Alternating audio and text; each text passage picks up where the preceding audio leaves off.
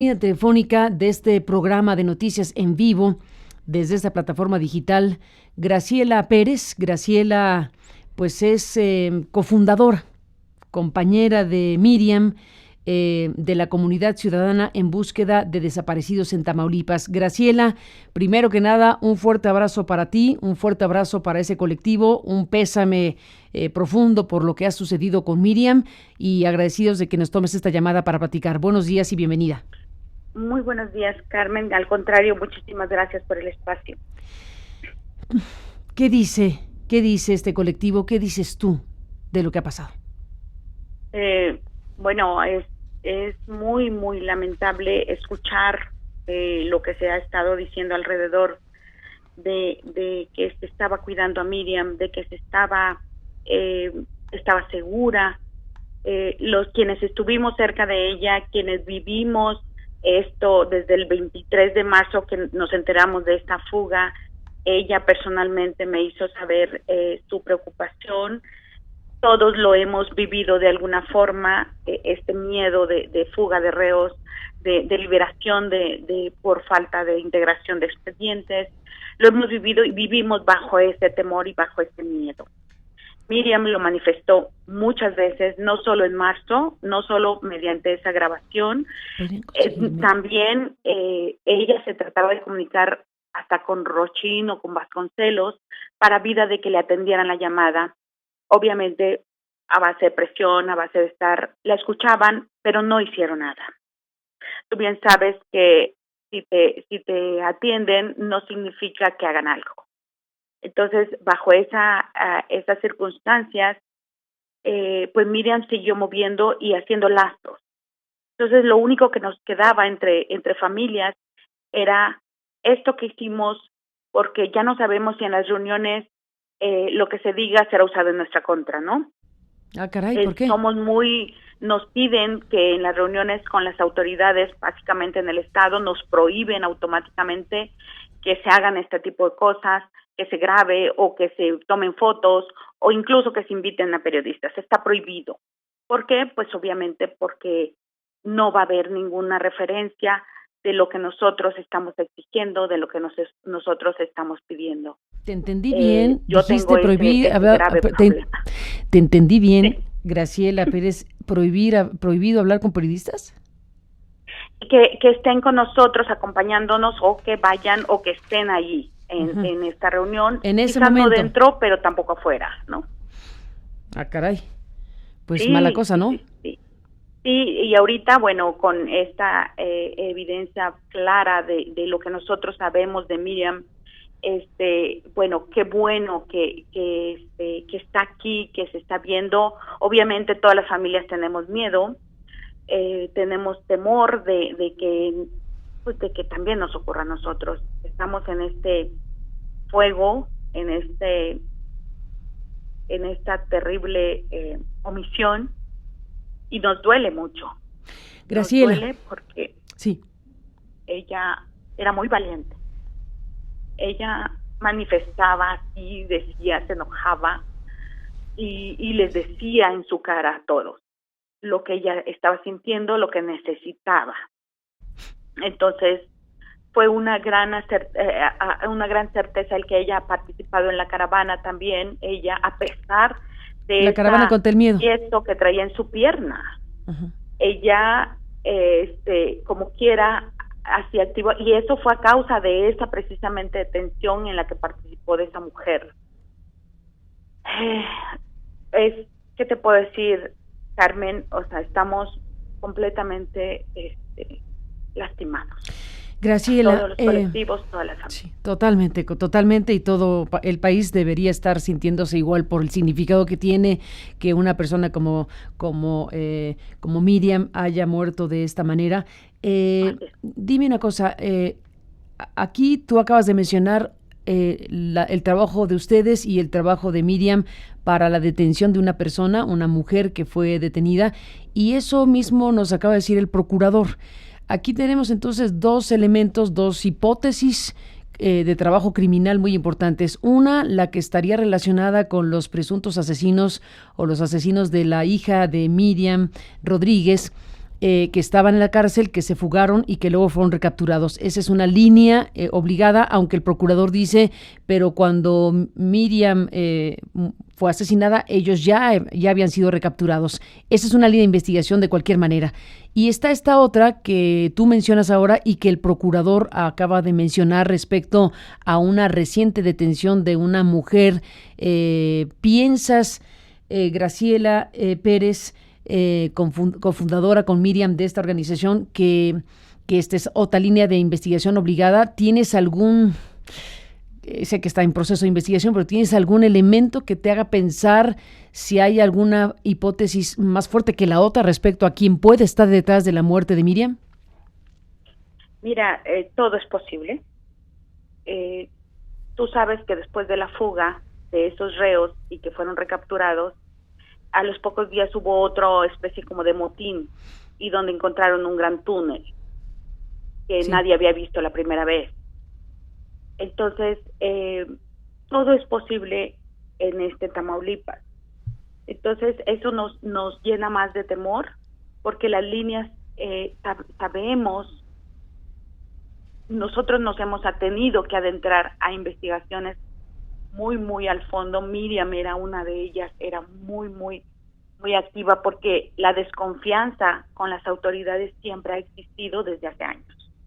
Entonces, nuestra mecánica ha sido, hasta no ver, lo vamos a creer, que sí lo detuvieron, que sí estuvo, que sí ya estamos seguros, pero aún detenidos, pues también puede ocurrir esto, ¿no? Entonces, ¿Qué no te puede decir que hasta que descubrieron ese túnel pudieron haber salido por ahí y fraguar algo? O sea, las líneas de investigación son posibles. Yo sé que parece una película de terror. Yo sé que parece una película que nadie quiere creer. Sí. Aquí déjame detener, porque a lo mejor yo ya no te estoy entendiendo. A ver, estos personajes, déjame regresar, Graciela. Sí. Miriam y ustedes hacen un trabajo muy importante y en algún punto colaboran, incluso la propia Miriam, desde luego, en la investigación sobre lo que ocurrió con su hija. Evidentemente, ese es el punto de arranque de cómo Miriam se involucra en esta batalla colectiva en la búsqueda de los desaparecidos. Es por su propio caso que ella inicia esta tarea por ahí de 2014, más o menos, si no me equivoco. Ella logra contribuir precisamente a que sean detenidos estos personajes a quienes se identifica como los que desaparecieron y mataron a su hija, cuyos restos logró encontrar. Ella, una vez que logra eso, que es desgarrador, pero que al final de cuentas logra un objetivo de saber qué pasó con su hija, continúa trabajando con el colectivo y continúa representando y ayudando y contribuyendo en la búsqueda de los otros. A partir de esa tarea es que ella y ustedes logran identificar a los asesinos de la hija de Miriam y logran que sean encarcelados. Son estos personajes, 2 de estos personajes, los que se fugan junto con en este grupo de 29, que luego son recapturados, pero ya no te entendí en qué momento vuelves a hablar del túnel. ¿El túnel fue encontrado después de la recaptura? Después de la fuga. Después de la fuga es encontrar el túnel. ¿Y luego? Exacto. Sí. Ahí yo desconozco si ya estaban recapturados, porque para las reuniones, incluso hasta abril, todavía Miriam manifestaba su inseguridad. ¿En abril? En abril, todavía. Oye, ¿se manifestaba insegura aunque se haya anunciado la recaptura de estos personajes? Ella se sentía insegura. ¿Por qué? Ella pedía que le dieran esa seguridad, porque ella sentía que estaba en riesgo. O sea, eso lo manifestó todas las veces, como bien se escucha en el video, y qué bueno que están sus palabras ahí, no las nuestras. Porque ella es lo que sentía, ella necesitaba esta seguridad y que no se le dio por ningún lado, y no necesariamente, aunque digamos, bueno, yo no quiero la seguridad del Estado, porque pues obviamente quién te va a ir a cuidar, sabrá Dios, ¿no? ¿Qué es lo que dice el procurador? Hay otros mecanismos de protección que pudieran haberse abierto ahí, pero nadie más o sea, ni siquiera la Comisión de Víctimas de la Ciudad de México, Jaime Rochín, incluso sé que la recibió, pero no hizo nada. A ver, teníamos una reunión para el 30 de mayo con ella ahí en San Fernando, precisamente que iba a ir Jaime Rochín. Lamentablemente ya es tarde. Entonces, ella seguía hablando de lo mismo, de esta inseguridad y de que ella necesitaba esa protección porque se sentía insegura. dice Incluso Graciela, algunas veces me habló de que sentía que la seguían y ese tipo de cosas. Pero nosotros ya vivimos así, muchas familias estamos aquí en este Tamaulipas, así no la pasamos allá y ya es parte de nuestra vida. Graciela, Por eso muchas familias no quieren manifestarse porque tienen el temor de que pueda haber represalias, incluida yo con esta entrevista, ¿no? te entiendo, Graciela.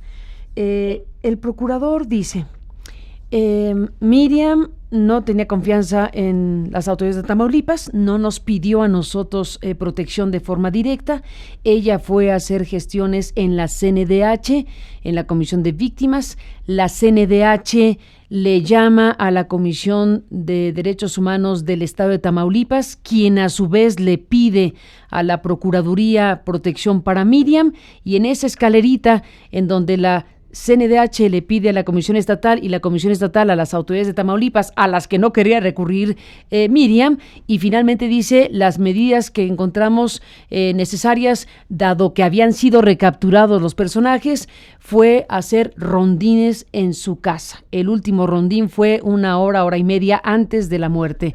Esa es la explicación que da el procurador, eso es lo que dice el procurador que ocurrió y esa es la actuación de las autoridades, en este caso, frente a la solicitud de alguien como Miriam que estaba pidiendo ayuda y protección. ¿Qué dices de esto, Graciela Pérez? Bueno, es muy fácil deslindar responsabilidades. Eso es clarísimo y así ha sucedido en esta Procuraduría. Entonces, y no me refiero a esta, sino desde la anterior, o sea, ha sido como un patrón de que, bueno, yo no puedo, vete a la federal, ¿no?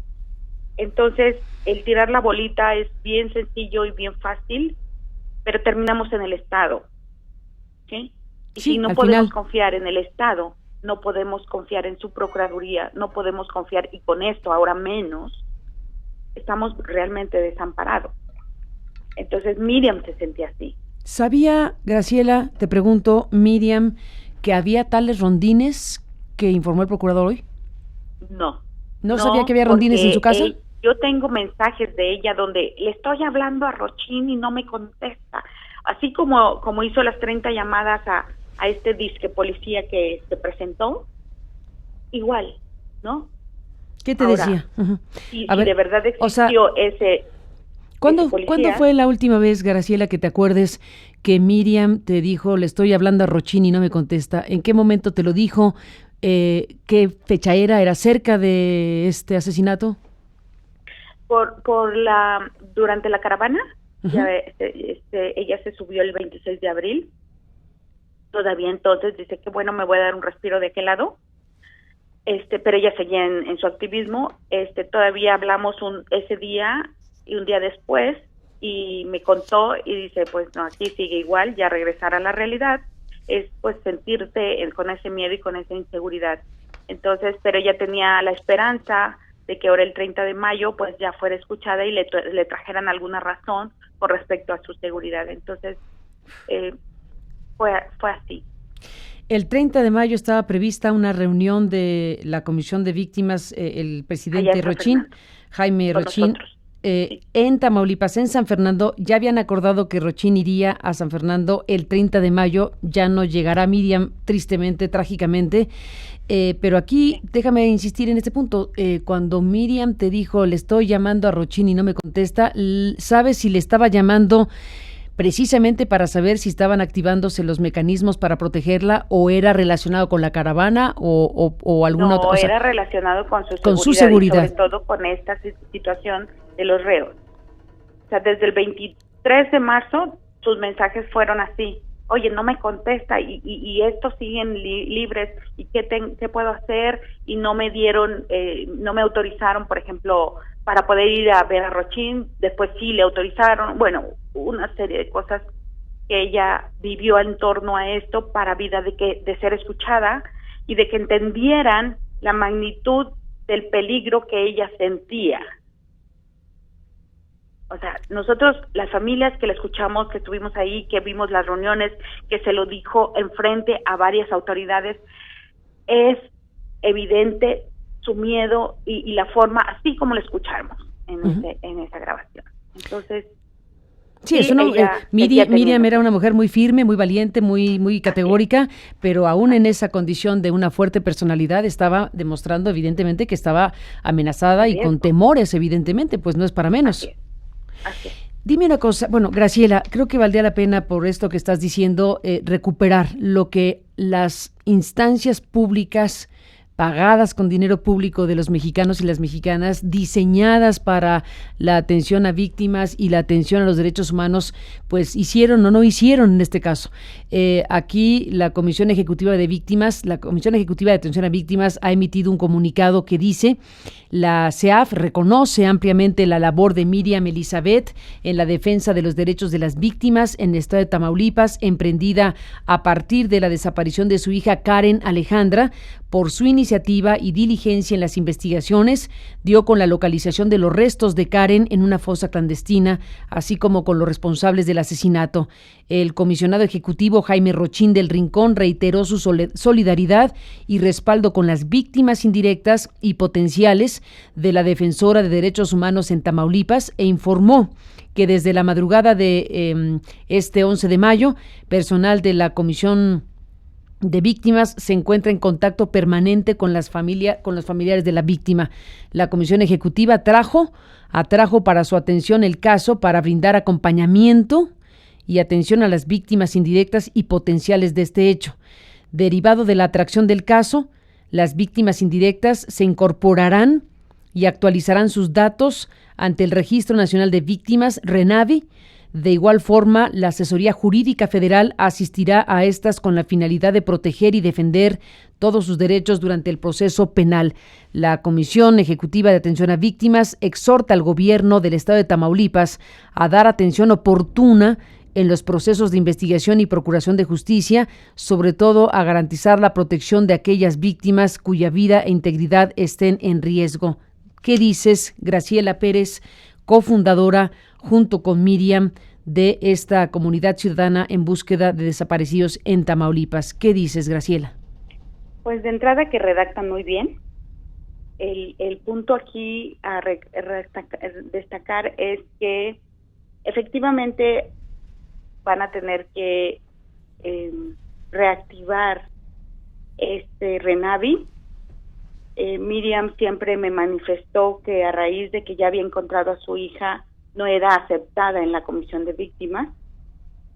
¿Cómo? Porque pues apoyaba a familia solamente y ella ya había encontrado a su hija, pero o sea, nosotros sí entendíamos las condiciones y todo lo que eso representa posterior a encontrar a una hija, ¿no? Y sobre todo entonces, que los imputados estaban en la cárcel, o sea, ella era una extensión de su condición de víctima amenazada. Entonces, gracias a que nos reunimos y a que se unió y continuó, es que ella podía acceder y nos acercamos. Aquí hacemos una especie como de acercamiento y bueno, aquí está el caso y tienes que seguirlo. Entonces, entiendo yo que Miriam ya no tenía RENAVI o nunca tuvo. Desconozco esa parte, pero sí me hablaba de que no la apoyaban para poder seguir haciendo las diligencias por parte de la Comisión de Víctimas de México, Jaime Rochín. Ella se quejaba de esa manera. Ese es un tema. Uh-huh. Ese es un tema porque ella a lo único que tenía que acceder es al Estado, cuando su situación era pues de riesgo en el Estado. Entonces, desde ahí, qué bueno que está la comisión está aceptando que tiene que reactivar todo esto para la familia, pero pues obviamente por las lamentables circunstancias. Por las lamentables circunstancias. No solo circunstancias. es este caso, hay muchos otros casos así. No puede continuar esto tan terrible. Y bueno, Miriam era activista en San Fernando, era tan conocida en este lado que pues uno se enfoca a su área de acción y te olvidas que existe otro mundo porque pues es bastante con lo que ya estás, ¿no? Entonces, gracias a que hemos estado en este contacto, bueno, se abrieron un poco los lazos, se abrieron este arropamiento, por lo menos con familias, y ella estaba teniendo estas acciones y apenas estaba en esta comunicación directa con Jaime Rochín, pues para lograr lo que ella estaba exigiendo, ¿no? Entonces, pues lamentablemente fue muy tarde, y también el comunicado de Jaime Rochín en este momento. Graciela Pérez, la narración que hace el procurador Barrios hace unos minutos en este programa refiere a que acudió Miriam a la CNDH y que la CNDH envió el asunto a la estatal y que la estatal pidió a la procuración lo que ya narramos. Hay un comunicado de los varios, porque hay muchos comunicados y no es para menos en torno al asesinato de Miriam Rodríguez Martínez.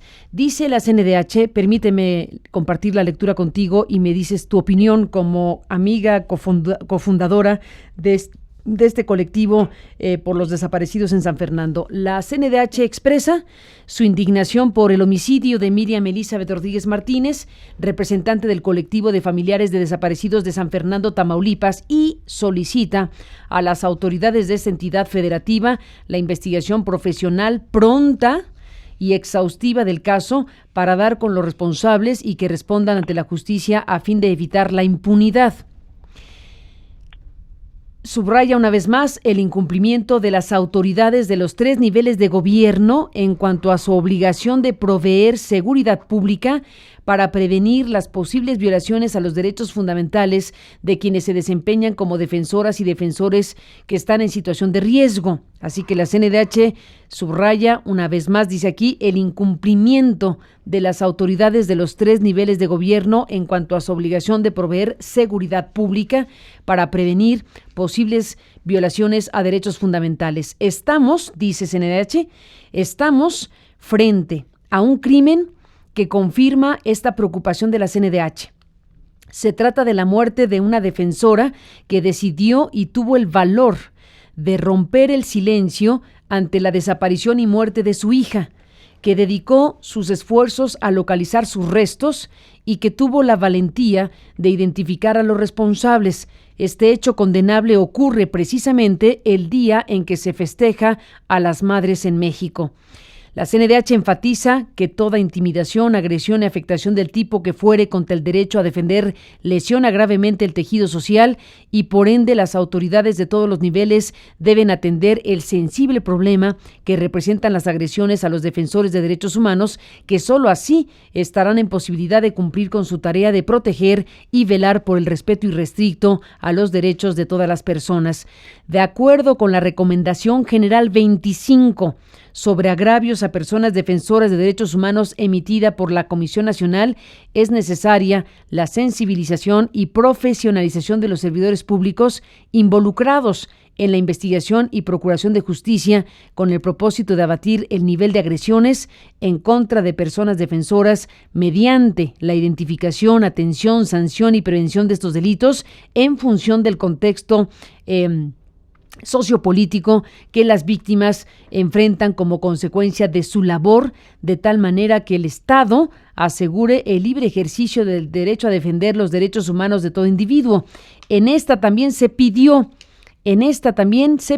a las altas autoridades de los 3 niveles de gobierno, dice la CNDH, no solo de Tamaulipas, subrayo, se pidió a las altas autoridades de los 3 niveles de gobierno desplegar campañas a favor de los defensores y defensoras de derechos humanos para destacar la importancia de su trabajo y evitar su criminalización sin que a la fecha estas se hayan dado. Está refiriéndose a la petición de la CNDH a las altas autoridades de los 3 niveles de gobierno para hacer campañas. No queda aquí establecido que haya pedido a los 3 niveles de gobierno protección para Miriam. Dice también aquí que la CNDH está solicitando medidas cautelares a favor de la familia y de integrantes del colectivo que representaba. Miriam, la Comisión Nacional de Derechos Humanos se mantendrá atenta a la evolución de los acontecimientos. Graciela Pérez, cofundadora y compañera de Miriam, ¿qué dices de la comunicación de la CNDH? Sí, efectivamente, ella me comentó que había hecho ya esta petición a la comisión. Incluso fue aquella, en esa ocasión que fue a ver a Rochín, pues obviamente tuvo que meter esa petición para ver si se lograba algo. Obviamente no se logró nada. Y también entiendo que el proceso de estos trámites es muy, muy tardado, y para cuando llegan o pudieran haber llegado puede ser muy tarde, como ahora lo estamos constatando, ¿no? Entonces, que ese es un gran tema, porque si alguien pide ayuda y es clarísimo que requería protección, eso tiene que haber una respuesta inmediata, si no pasa lo que está pasando, es una alerta, una alarma. Entonces, incluso ella me dijo, mira, con que quede así, con que quede ahí algo, a ver qué hacen estos, porque era fuerte en sus expresiones,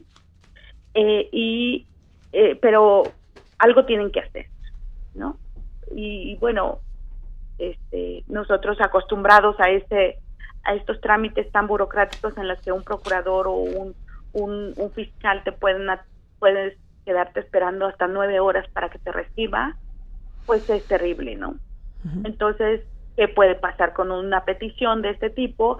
Y obviamente si no ven sangre, si no ven así algo fuerte como para que actúen de manera inmediata, pues ocurre esto que le pasó a nuestra amiga. Gobernación ha también emitido un comunicado. Como digo, hay muchas instancias que están emitiendo comunicados por el asesinato de Miriam. Dice Gobernación que condena el asesinato del activista en Tamaulipas, representante del colectivo de desaparecidos en San Fernando, que el secretario Osorio instruyó al subsecretario Campa para ponerse en contacto con los familiares de la víctima y prestar el apoyo que sea necesario, que Gobernación hace un llamado a las autoridades locales a hacer investigaciones a profundidad para esclarecer las causas del crimen y castigar a los responsables, y que exhorta a las autoridades de todos los estados del país y le reitera el ofrecimiento de colaborar con ellos para robustecer mecanismos de protección a personas defensoras de los derechos humanos y atender con puntualidad las situaciones de riesgo que éstas enfrentan. Esto es lo que dice el gobierno federal. Graciela Pérez, ¿qué te dice este comunicado? Una de nuestras luchas ha sido que efectivamente a nivel nacional miren la situación que estamos viviendo las familias que estamos buscando a desaparecidos. Ha sido muy complicado el que lleguen esas personas que pudieran hacer para que esto fluya y que nosotros no tengamos que estar haciendo el trabajo de ellos, ¿no? Sobre todo una búsqueda de tu hijo, de tu hija, de tu esposo, de tu familiar.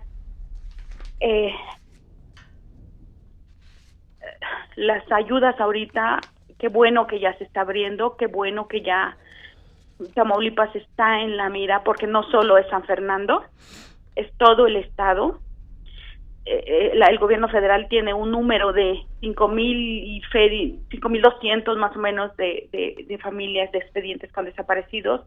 La Procuraduría del Estado dice que 7,000 expedientes, lo cual no significa que cada uno sea un desaparecido, porque en el caso mío son 5. Entonces, puede ser el doble o el triple. Más los colectivos que tenemos, que muchas familias no quieren todavía denunciar, tienen miedo, y ahorita va a ser peor. Sí, porque nosotros hemos impulsado para que denuncien, para que vengan y sí tenemos el respaldo, que sí nos van a ayudar a buscar, que sí tenemos la seguridad, que sí el gobierno federal está con nosotros, pero con todo esto, pues obviamente en la lucha que si habíamos logrado un poco, viene un retroceso terrible. Graciela Pérez, sí, te escucho. Sí, es muy lamentable. Graciela, acabas de decir algo muy al vuelo, pero tan grave que no puedo no preguntarte. Estamos hablando de Miriam, de su asesinato, de este colectivo, de las personas que están involucradas. Cuéntanos de ti, porque acabas de mencionar que en tu caso son 5. ¿Qué pasó contigo? ¿Cuál es tu historia? ¿Por qué estás en este colectivo? Pues igual yo no soy de Tamaulipas, soy de San Luis Potosí, como muchas familias de otros estados que están intentando llegar a Tamaulipas de alguna forma para que se les busque a sus familiares desaparecidos en ese camino. Los míos fueron desde hace 5 años, el 14 de agosto del 2012, y es mi hija, mi hermano y 3 sobrinos. ¿Tu hija, tu hermano y 3 sobrinos? ¿Perdón? ¿Tu hija, tu hermano y 3 sobrinos? Y 3 sobrinos. ¿Y qué pasó con ellos? Venían en carretera, venían de Estados Unidos, y pues el camino es Tamaulipas, hasta San Luis Potosí. Entonces, desaparecieron, solamente. Entonces, sabemos el discurso y sabemos que nos dicen, ¿sabes qué? Está muy peligroso, vete con marinos o militares porque nosotros no los vamos a buscar. O sea, en mi caso, así sucedió, y empiezas a hacer tu propio camino. En un estado que no conoces, en primera ni siquiera tienes la noción de qué está ocurriendo ahí. Y como Miriam, te tienes que involucrar en algo que tú nunca buscaste, y te enfrentas a cosas tan terribles que ocurran ahí, y eso aunado a la omisión o incompetencia o o la indiferencia de estas autoridades, pues te lanzas. Así estamos todas las familias, por eso estamos unidas en dolor de la búsqueda somos miles. O sea, ni nosotros mismos podemos en nuestros colectivos con los nuestros o de nuestra área o donde estamos buscando, porque son muchos. Entonces, ¿cuándo ocurrió, Graciela, cuándo ocurrió la desaparición de tus 5 familiares, incluyendo tu hija? El 14 de agosto del 2012. 14 de agosto de 2012. Cuéntanos, ¿venían de Estados Unidos? ¿Habían ido a pasear? ¿Qué estaban haciendo en este trayecto? Sí, un fin de semana. De paseo. ¿Una familia de paseo? Mi hermano, su hijo, 2 hijos de mi hermana y mi hija. ¿Venían de regreso de un paseo en Estados Unidos? Exacto, venían de Houston, pasaron y ya faltaban 2 horas para llegar porque, bueno, los 5 traían celulares y estábamos como en contacto y todos automáticamente coincidimos acá en casa. En San Luis. Pues todos dejamos de tener contacto con ellos como 2 horas antes, por eso calculamos más o menos la zona, y fue en la zona de Ciudad Mante, Tamaulipas, en el sur, donde me he dedicado todos estos años a buscar ahí, y aun cuando yo nunca he querido buscar cosas clandestinas, me las he topado, me las he encontrado. Nunca he querido buscar delincuentes, pero algo tienen que saber y algo tienen que, como hacía Miriam. Entonces, eso es un patrón, no soy la única, muchas otras mamás están exactamente igual y están haciendo lo mismo. Porque obviamente la búsqueda que nosotros queremos no es en papel, no es sentarnos en reuniones que pueden durar horas, uh-huh, sino en la búsqueda real allá donde desaparecieron. ¿Y eso no ha ocurrido? Eso es nuestra lucha. ¿Y eso no ha ocurrido, Graciela? La búsqueda directa de no ser la de ustedes. Ha sido muy difícil. Hemos encontrado uno que otro aliado con el que los agarramos y casi los amamos, pero pues obviamente hay cambios, hay tareas, hay otras cosas que terminamos nosotros otra vez solos y volver a iniciar. Entonces, en esa constante estamos muchas familias. Muchas familias. Graciela, déjame que te pregunte sobre el caso de tu familia desaparecida en esta zona de Ciudad Mante, Tamaulipas. ¿Cuál fue el último contacto que tuviste con ellos, con tu hija, con tu hermano? ¿Cuál fue la última comunicación y en qué términos se dio? Fue en distintos momentos. Mi hermano traía pues teléfono, él era muy comunicativo, entonces todo el tiempo estaba llamándonos, ya vamos por este rumbo, ya vamos por este otro. La última comunicación fue del hijo de mi hermana, que se comunicó y que dijo, vamos por Mante, pero no nos dijo antes, durante o después. Uh-huh. Entonces, por eso nos enfocamos ahí y no hemos salido de ahí, porque, bueno, nos hemos topado con fosas clandestinas, con tambos incineradores, con esta necesidad de reconocimiento de todo lo que encontramos para poder hacerlo. Entonces, si la Procuraduría tiene la facultad y la voluntad de hacer esto, de todo lo que que quieran ir a hacer la revisión de toda la zona o todo, pues ha sido todo un trabajo. Entonces, así fue como desaparecieron solamente, y desde entonces seguimos ahí porque nadie vio nada, nadie supo nada, y desapareció camioneta, desaparecieron los 5, y pues seguimos buscando. Graciela Pérez, nunca hubo en la conversación ningún indicio de nada, todo era normalidad, todo es, ahí vamos de regreso, todo era, o sea, fue una cosa de la nada, en pocas palabras. Así tal cual. No supimos, nada más desaparecieron. Y bueno, te enfrentas a eso, ¿cómo es posible que alguien haya desaparecido nada más? Te enfrentas a muchas cosas y empiezas a mirar qué es lo que está ocurriendo.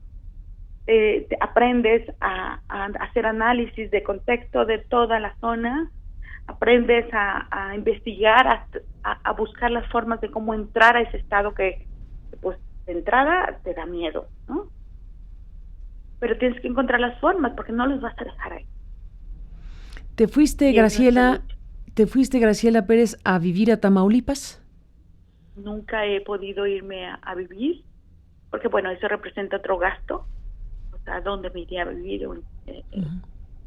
Pero si voy, me la paso allá, siempre estoy allá.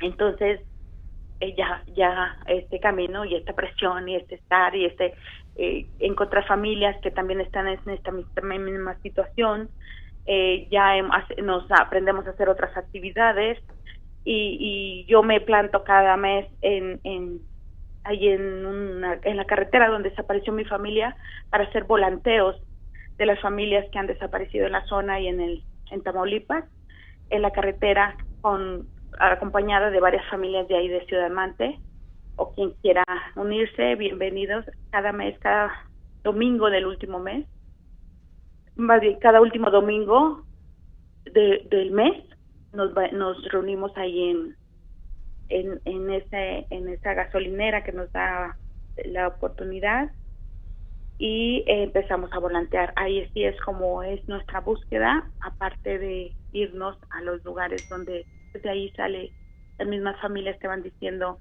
que probablemente en este lugar, en esto seguramente los llevaban, y así es como hemos ido encontrando muchos lugares donde pudieran haber estado no solo mi familia, sino los muchos que han desaparecido por ahí. Graciela, de este colectivo que fundaste junto con Miriam y otros y otras, esta organización de ciudadanos, colectivo de personas desaparecidas en San Fernando, Tamaulipas, ¿cuántas? Tú dices, son miles que están como yo. Sí. ¿Cuántas personas se han organizado? ¿Existe algún padrón, algún registro? ¿Cuántas familias están organizadas a través de este colectivo en la zona de San Fernando y en Tamaulipas? Miriam nos hablaba que eran arriba de 300 familias las que ella tenía representada. Para mí era muy admirable porque pues, ella empezó mucho tiempo antes, y ella lo hacía de manera, pues, con su letra y con su puño y letra, escribiendo cada cosa. Entonces todo lo tenía bien documentado. Cada colectivo tiene un número, y alguna vez hicimos más o menos no lo hemos logrado. Recuerda que tenemos poquito de habernos ni siquiera constituido, nos hemos reunido como comunidad, y cada una habla de arriba de 300 personas en sus colectivos, ¿no? Hay algunos más pequeños, hay algunos que se están juntando, pero a raíz de la comunidad, muchas otras familias se están uniendo a cada colectivo en cada ciudad del estado. Uh-huh. Dime una cosa, ¿cómo es que se denominan? Porque tengo la duda de si es Comunidad Ciudadana en Búsqueda de Desaparecidos de Tamaulipas, o ese colectivo de búsqueda de desaparecidos en San Fernando. ¿Cuál es la denominación correcta, si me lo permites preguntar así? Sí, claro. Cada colectivo tiene un nombre. Somos diferentes, y diferentes actividades de formas de buscar. Ya. Sí, en mi caso hago estas 3 actividades de búsqueda en la zona sur de Tamaulipas, de volanteo y de registro y toma de muestras de ADN ciudadano. Las demás hacen, ¿qué te digo?, gestiones, apoyan de manera psicosocial, jurídica o acompañamiento. Entonces, cada quien puso un nombre y decidimos, cuando nos reunimos a esta comunidad, que era lo que más nos unía y lo que más hemos exigido a las autoridades es la búsqueda, ¿sí? Entonces dijimos, ok, vamos a reunirnos y llamémonos así porque en la búsqueda tenemos que salir todos a buscar. Porque ya lo estamos haciendo, pero lo estamos haciendo de manera insegura. Entonces, acompañándonos en esto, sin dejar cada quien sus actividades, pues por eso decidimos llamarnos Comunidad Ciudadana en Busca de Desaparecidos. Ya está, clarísimo. Graciela Pérez, pues estamos siguiendo totalmente de cerca lo que está ocurriendo en Tamaulipas a raíz de el asesinato de Miriam y a raíz de lo que nos estás contando y a raíz de no perder la mirada el resto del país hacia Tamaulipas por lo que estás diciendo, por el alcance que tiene que un estado de la República, y no es el único, pero que un estado de la República como Tamaulipas haya vivido y esté viviendo y siga viviendo este fenómeno desgarrador, inaceptable, de desapariciones, de asesinatos, de ineficiencia del Estado, de colusión de agentes del Estado en cierto sentido, porque no podemos imaginar que esto se explique solamente por la torpeza o inacción de autoridades. Aquí, cuando se habla de estos casos,